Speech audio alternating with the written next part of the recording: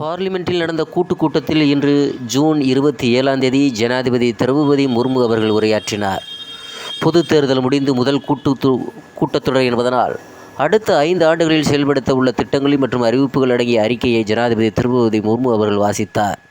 முன்னதாக 18வது லோக்சபா அமைந்த பிறகு முதன்முறையாக பார்லிமெண்ட் வந்த ஜனாதிபதியை பிரதமர் மோடி, துணை ஜனாதிபதியும் ராஜ்யசபா தலைவருமான ஜெகதீப் தன்கர், லோக்சபா சபாநாயகர் ஓம் பிர்லா உள்ளிட்டோர் வரவேற்றனர்.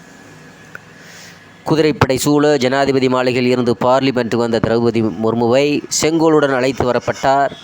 தேசிய கீதம் இசைக்கப்பட்ட பின் ஜனாதிபதி தனது உரையை துவங்கினார்.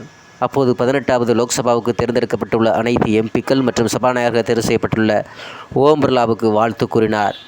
மேலும் அவர் உரையாற்றுகையில், லோக்சபா தேர்தலில் எதிர்மறை சக்திகளுக்கு ஜம்மு காஷ்மீர் மக்கள் தீர்ப்பு வழங்கினர். 140 கோடி இந்திய மக்களின் எதிர்பார்ப்புகளை இந்த அவை பூர்த்தி செய்யும் என நம்புகிறேன் என்றார் நமது குடியரசுத் தலைவர் திரௌபதி முர்மு அவர்கள். மாநிலங்களின் வளர்ச்சியே தேசத்தின் வளர்ச்சி என ஜனாதிபதி திரௌபதி முர்மு அவர்கள் கூறியிருக்கிறார்.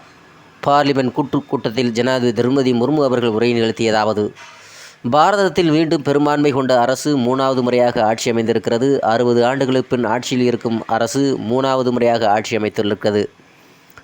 அரசின் மீது மக்கள் தங்களது நம்பிக்கையை வெளிப்படுத்தியிருக்கிறார்கள். லோக்சபா தேர்தல் என்பது உலகளவில் நடக்கும் மிகப்பெரிய ஜனநாயக திருவிழாவாகும். இந்தியா வளர்ச்சியை நோக்கி பயணிக்கிறது. இந்தியா உலக பொருளாதாரத்தில் 3வது இடத்தை பிடிக்க வேகமாக முன்னேறி வருகிறது. 40 ஆண்டுகளில் வன்முறை போராட்டம் இல்லாத வகையில் அமைதியாக தேர்தல் நடந்திருக்கிறது. இம்முறையும் பெண்கள் அதிகளவு ஓட்டளித்து வரலாற்று படைத்திருக்கிறார்கள். இந்த நிதியாண்டுக்கான பட்ஜெட் விரைவில் தாக்கல் செய்யப்பட இருக்கிறது. அதில் முக்கிய அம்சங்களும் இடம்பெறும். மாநிலங்களின் வளர்ச்சியே தேசத்தின் வளர்ச்சி என்ற சிந்தனையின் அடிப்படையில் அரசு செயலாற்றுகிறது. சீர்திருத்தம், செயலாக்கம், மாற்றம் என்ற சிந்தனையுடன் இந்தியா வேகமாக முன்னேறி வருகிறது. இவ்வாறு ஜனாதிபதி திரௌபதி முர்மு அவர்கள் தனது உரையில் கூறியிருக்கிறார்.